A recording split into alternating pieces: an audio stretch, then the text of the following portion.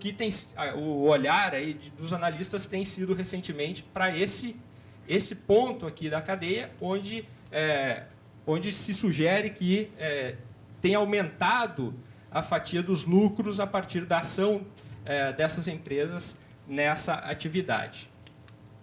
Bem, então aqui eu trouxe o modelo operacional aqui da Bunge, né, que é praticamente o mesmo modelo das demais, né, oferta de insumos, na originação do grão, no processamento dessa matéria-prima, na oferta dos produtos derivados até o consumidor, em alguns casos, e mais o que é mais frequente aí num business to business, né? O que também tem feito com que essas empresas aí tenham ficado um pouco ocultas, né? Ou não se conheça muito sobre elas, embora elas tenham aí um papel muito importante nessa cadeia global de valor. Bom, no caso aqui da distribuição dos investimentos, a distribuição das unidades de atuação, eu trouxe aqui o caso da ADM, né, que mostra muito bem como tem funcionado a tomada de decisão dessa empresa, que é parecido com as demais, né, onde elas têm regiões de originação, no caso aqui no Brasil, Centro-Oeste e Sul, no caso dos Estados Unidos, mais próximo ao Corn Belt, e distribuem essa produção em diversas regiões no mundo, né, no caso, União Europeia, aí a distribuição da produção da matéria-prima, dos produtos, e na China, principalmente, da matéria-prima. Então, aqui eu trouxe uma citação do CEO da Bunge, né, que ele diz o seguinte: quando avaliamos a realização de novos investimentos, sejam armazéns, plantas de processamento, moinhos ou terminais portuários, focamos nos locais que ampliarão as fontes de oferta, né, então junto onde está crescendo a produção, e nos conectarão aos novos mercados consumidores, onde a demanda está crescendo. Bom, é possível se inserir nos mercados consumidores, ofertando a matéria-prima acabada ou não. E aí, obviamente, que essas empresas estão atentas a novas mudanças que têm ocorrido nesses mercados relacionados ao farelo. Uma delas eu trouxe aqui, né, foi a decisão do governo chinês, no plano de 5 anos, de aumentar a escala de produção de suínos até 2015, em razão principalmente da flutuação de preços da carne naquele país, né, que tem sido aí uma fonte de inquietação. Então, cada vez mais a produção de suínos naquele país, 80% é a meta em 2015, de se dar em grande escala, aí a partir de 3 mil suínos por unidade, e sair aí de 36%, que é atualmente.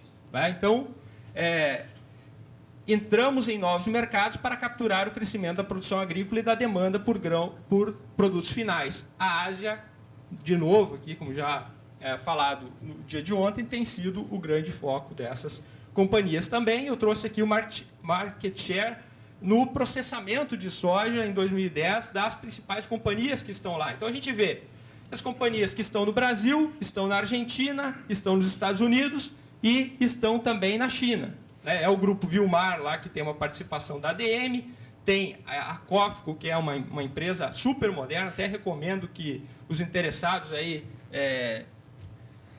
entrem na homepage, como é uma companhia aberta, tem muitas informações sobre a forma de atuação deles, uma companhia muito moderna. Essa segunda aqui, que detém 12% do market share, né? E nós vemos aqui a presença também das ABCD e da Nobel entre as principais processadoras. Né? A estatal Chinatex, também com 9%. Né? O próprio governo chinês tem manifestado aí uma certa preocupação em relação ao nível de concentração nesse mercado por parte dessas 4 companhias que eu citei originalmente. Né? E por isso também tem incentivado outras empresas a atuarem nesse setor. Bem, na próxima década, o que é esperado é que 70% no crescimento do consumo global de proteína, aí eu estou me referindo proteína animal, ocorra na China. Atender a essa demanda crescente será um grande desafio. A China possui 21% da população e somente 7% das terras aráveis, né?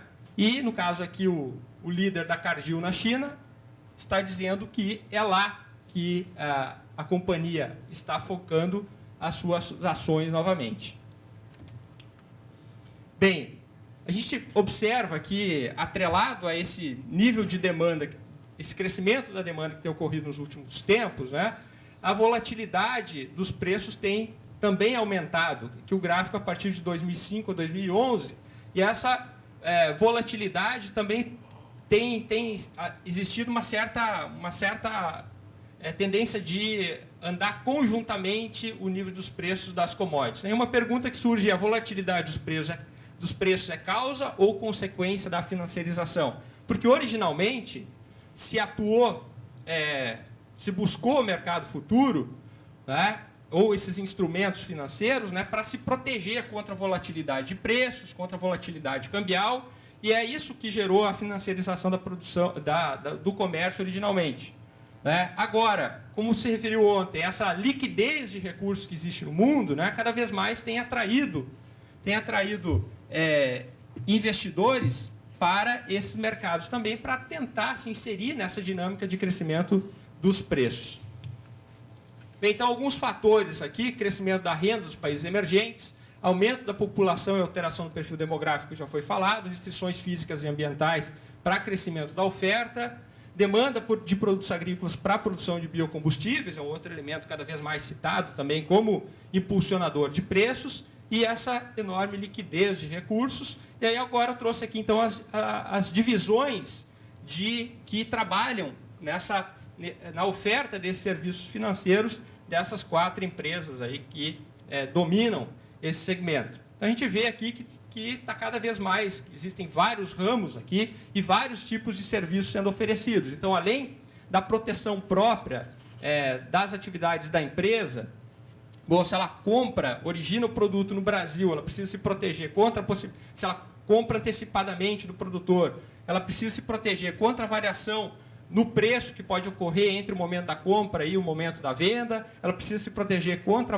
a volatilidade cambial, por isso que ela entrou nesse mercado, mas agora, cada vez mais, essas empresas têm ofertado serviços de recomendação a clientes externos. Então, se ela está na ponta comprando o produto, ela também, numa ponta comprando o produto e vendendo, ela está na outra ponta dizendo para o investidor o que é que ele deve fazer, se ele deve comprar ou ele deve vender o produto, dada a expectativa, a esperança de variação dos preços futuros. Né? O que tem uma certa incoerência aí, dado o poder de mercado que essas companhias têm e, portanto, a influência nesse mercado. Bem, essa pergunta que surge, né, o que tem surgido aí nos últimos meses, bom, o nível de preços das commodities agrícolas, ela tem relação ou não tem relação com essa financiarização do comércio? Originalmente, aí os principais analistas diziam o nível de preços não é muito alterado, ou seja, o patamar de preços, mas a volatilidade tem aumentado radicalmente em razão dessa entrada nesse mercado por um número tão grande de investidores. Se a gente vê lá em 2002, aí alguns indicadores aqui, que eu trouxe, aqui no caso do setor de ações na União Europeia, aqui, esse em azul aqui, da variação do petróleo, e o último aqui, o índice da Standard & Poor's para commodities agrícolas. Eles andavam aqui, tinham movimentos divergentes lá em 2002. O que aconteceu mais recentemente em 2012? A gente percebe aqui que colou tudo, tá certo? E colou não em relação à volatilidade, que está maior, a tendência de estando muito parecidos. Esse é um estudo da UNCTAD, que saiu recentemente, que até o André Cunha referiu no dia de ontem. Então, é cada vez mais difícil de negar como essa financiarização também tem afetado o patamar dos preços das commodities agrícolas, e isso, na verdade, esse aumento da volatilidade aqui também acaba por induzir a necessidade de utilizar ainda mais esses instrumentos financeiros, porque se sabe que a volatilidade aumenta, né, é normal que o produtor e que mesmo o processador, o comprador da soja, busque se proteger contra essa volatilidade e aumenta, então, a demanda ainda mais por esse tipo de ativo. Né?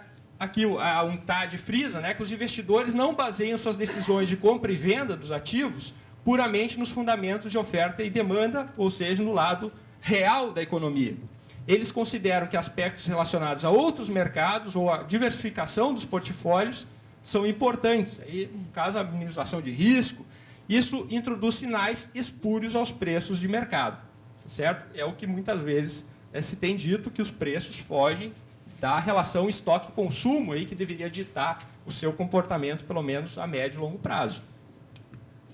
Bem, aqui um exemplo, então, de atuação nessa financiarização aqui da produção, né, mas isso todo mundo sabe, como esses bancos ligados a essas grandes companhias têm atuado na oferta de produtos contra a produção, para a proteção cambial, para o custeio da produção, tem diminuído muito, principalmente nos estados mais do norte, onde as safras não têm frustrado tanto e o produtor tem aproveitado esse nível de preços elevado, né, tem diminuído a procura do produtor pelo custeio. Então, cada vez mais ele tem se autofinanciado, né? Então, se até 2005, aproximadamente 1/3 do custeio era dado pelas grandes empresas, hoje isso tem diminuído, ele já é capaz, então, de se autofinanciar, o que é uma espécie de assumir o risco também aí pela variação dos preços que tem ocorrido. Um outro movimento de financiarização da produção que o Brasil tem enfrentado aqui, que tem sido matéria, no caso, a compra de terras por estrangeiro também, que é outra forma de financiarização, né? A Argentina tem se inserido mais fortemente nisso do que até o próprio Brasil, né? Que é outro movimento importante que se precisa analisar. E agora eu vou falar um pouco, então, de projeções, como é que fica, né? Esse é o panorama, é um retrato e o que se espera que aconteça. Então, o USDA ele tem essa publicação anual aqui de projeções, sempre 10 anos para frente, né? E que, apesar do que o professor André Cunha falou ontem, de que economista ele faz no máximo simulação e não deve fazer projeção, né? A análise passada das projeções do USDA demonstra aí um nível grande de acurácia, de precisão dessas informações que são passadas, e é por isso também que o mercado reage fortemente toda vez que, todo mês, né, que o USDA muda aí as suas projeções de oferta, de balanço de oferta e demanda para todos os produtos, né? Então, nós temos aqui as projeções de exportação, né? Uma tendência de continuidade de crescimento das exportações do grão, estabilidade no óleo, principalmente em razão do surgimento dos regimes mandatórios de utilização de óleo de soja, por exemplo, para a produção de biodiesel, que tem diminuído a saída desse óleo do Brasil. No caso do Rio Grande do Sul, isso é patente, né? O biodiesel remunera melhor do que a exportação, e o óleo cada vez mais tem ficado no território gaúcho, o Rio Grande do Sul, aí, que aproximadamente 1/4 aí da oferta vem do nosso estado aqui. E um aumento menos significativo das exportações de farelo. Claro que se a China está fora desse mercado do farelo, ela gera o farelo lá, as exportações tendem a crescer menos, principalmente para regiões em desenvolvimento, outras que não a Ásia. Bem, as exportações globais de soja, vejam só como é esperado aqui que o Brasil continue sendo a principal região de expansão dessa produção, tá?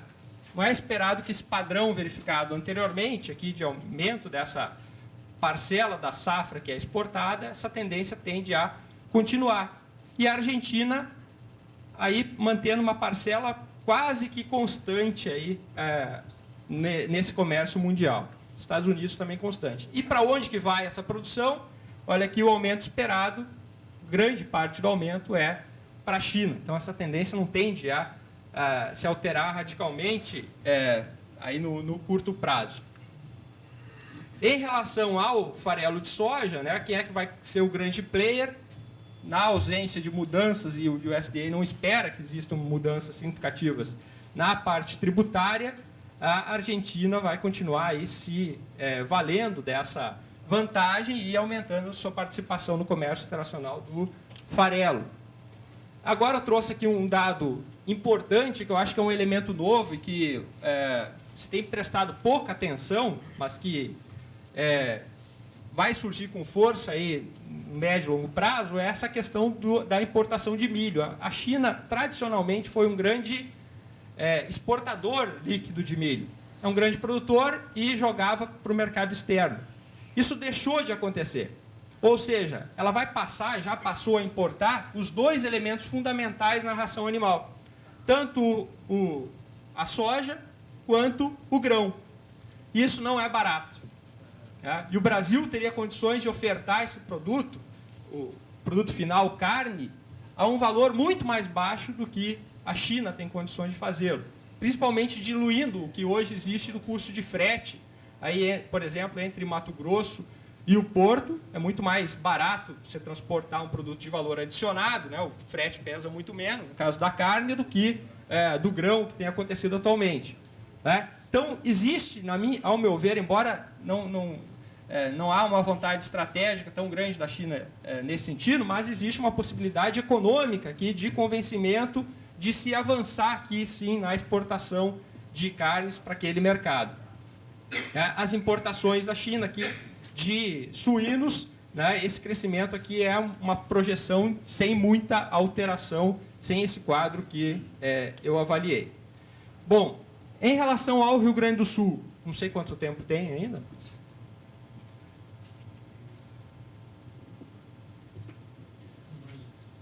10 minutos. Em relação ao Rio Grande do Sul, cada vez mais a gente sente, né, a importância da agropecuária na economia gaúcha. Em um estudo recente da FEE, mostrou que nos últimos 11 anos, em 10 dos últimos 11 anos, vigorou a máxima de que quando o produto da agropecuária gaúcha cresce acima do PIB gaúcho, o PIB do Estado cresce acima do PIB brasileiro. Ou seja, o Rio Grande do Sul ganha participação na renda nacional quando a agropecuária cresce acima do PIB do Estado. Isso só não valeu aqui no momento da crise de 2009. Então, é fundamental que se traga cada vez mais esse segmento de uma forma integrada do agronegócio para essa agenda de discussão, principalmente porque se diz que o desempenho da economia depende do agronegócio e também depende das exportações do Estado. Né? E nós sabemos, eu vou apresentar os dados aí, como esse complexo soja ele importa nas exportações. É importante que a gente tenha uma inserção melhor nesse sentido. Bom, como evoluiu a safra e a capacidade de processamento aqui no Estado? Praticamente a safra evoluiu, mas a capacidade de processamento evoluiu muito pouco ao longo do tempo, quando comparada em relação aos demais estados aí do Brasil. E esse é um elemento que faz com que esses grandes grupos multinacionais tenham, de alguma forma, deixado de lado o Rio Grande do Sul em termos de sua atuação, principalmente no que se refere a investimentos industriais. Eles atuam fortemente, sim, na parte de originação do grão. Né? Trouxe aqui um exercício de balanço de oferta e demanda do complexo soja para o Rio Grande do Sul, com números de 2011, os números de 2012 são péssimos, né, em razão da frustração da safra. Então, nós tivemos lá uma safra de 11,6 milhões de toneladas, aproximadamente a metade dessa safra foi exportada na forma do grão, e pouco menos da metade aí foi processada internamente, gerando 4,2 milhões de toneladas de farelo, 1 milhão de toneladas de óleo.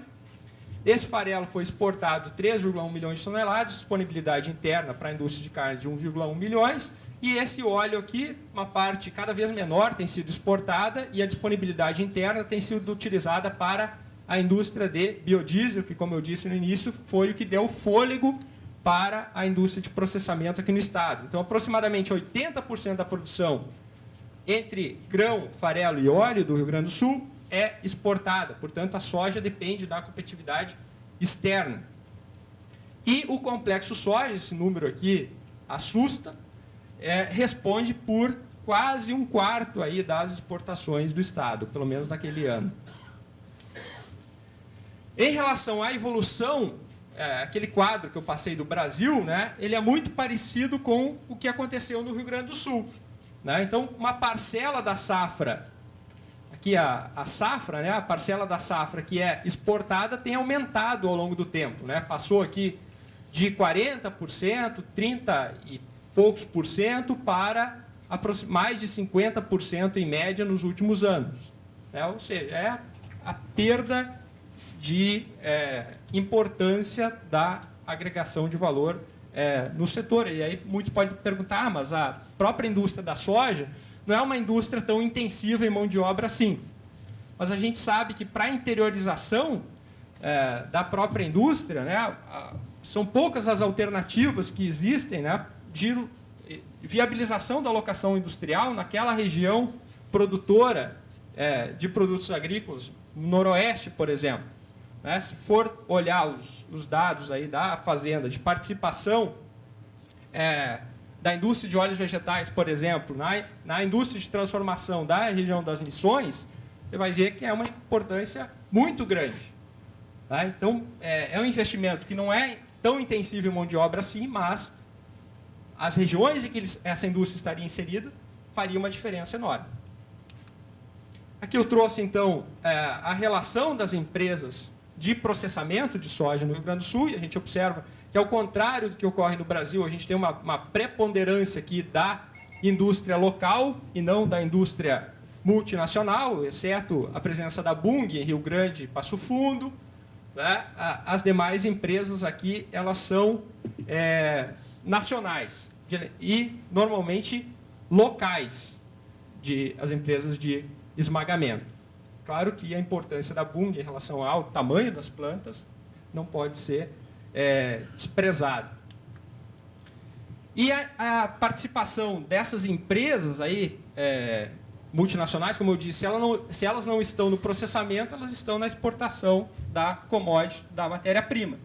Então, as empresas do Complexo Soja, entre as 30 principais empresas exportadoras do Rio Grande do Sul em 2011. Essa relação. A gente observa aqui 9 empresas que estão entre as 30 principais exportadoras e que, em conjunto, essas 9 empresas respondem por 23% das exportações do Rio Grande do Sul naquele período. E aí a participação de cada uma delas e a presença desses grupos multinacionais. E é até importante falar que, mesmo não apresentando o crescimento da safra tão grande assim, nessa parte de originação do grão, o Rio Grande do Sul tem atraído a atenção de novos grupos, como é o caso aqui da Nobel, como é o caso também de uma empresa que atua de uma forma muito parecida com essas empresas multinacionais, que é o Grupo Amage, lá do Mato Grosso, que é de propriedade do Iraí Maggi, do senador Blairo Maggi, atua nesse modelo muito parecido aqui e que, recentemente, também tem atuado aqui no Estado. A Maggi anunciou recentemente a atuação em Passo Fundo também. Bem, como eu disse, a produção de biodiesel tem sido um driver importante para a evolução da agregação de valor. E aqui está a produção nacional e a produção dessas empresas locais aqui do Rio Grande do Sul. Nós não temos a presença de multinacionais atuando no segmento do biodiesel aqui no Estado. A gente sabe que a política nacional de produção e uso do biodiesel, ela surgiu com um elemento social muito forte.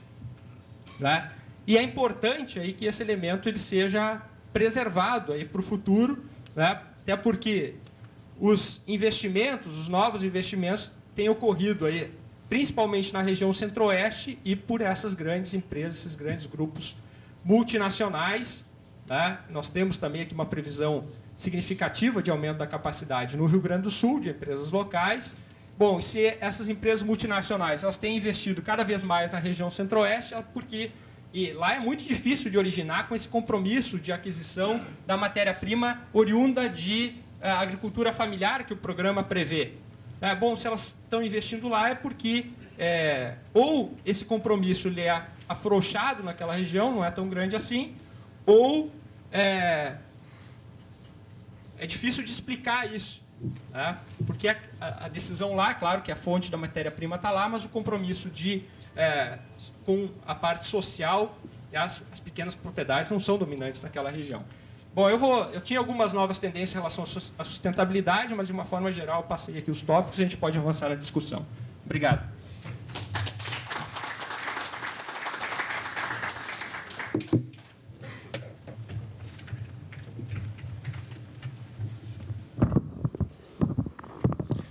Muito obrigado ao Rodrigo pela brilhante palestra, que nos deu aí um excelente panorama de toda a complexo soja. Como nós passamos alguns minutos, vou passar rapidamente já para o Mânica fazer suas considerações. Gostaria de fazer uma saudação toda especial ao nosso secretário Mauro, ao nosso diretor Hoffman, ao presidente Bor e aos demais participantes aqui desse fórum seminário.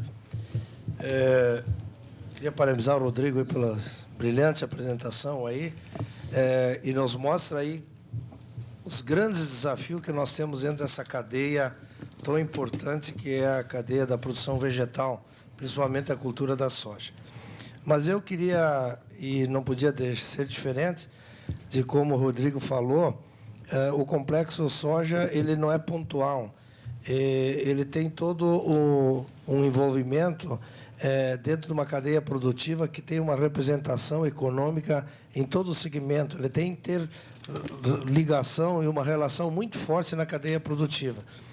Eu gostaria de dizer que a Cotrijal, como foi citado aqui, ela tem 55 anos e ela tem uma função, uma missão que é o cooperativismo, que é, além da parte econômica, social e o desenvolvimento regional e a manutenção do homem ao campo. Então, aí começa algumas questões importantes que eu gostaria de colocar, o desafio do cooperativismo nesse processo.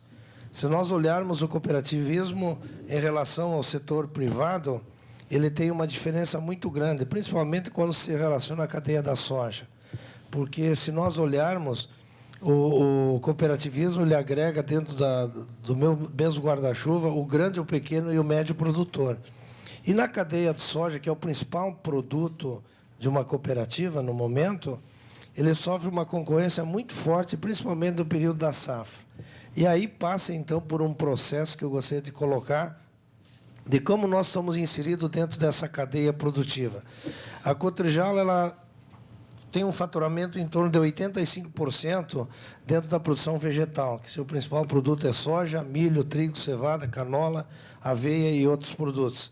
E 15% em cima da produção, produção animal.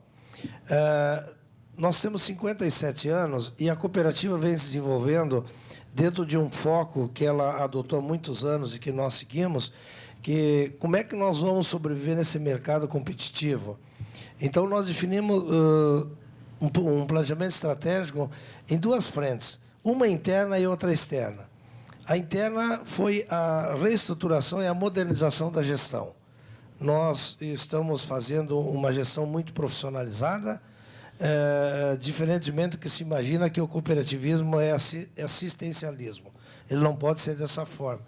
E a segunda parte é o seu quadro social. Se nós temos um quadro social de 5.200 produtores, o produtor tem que entender, e nós temos que mostrar para ele que ele é o verdadeiro dono da cooperativa. Ele tem que estar inserido na gestão da cooperativa.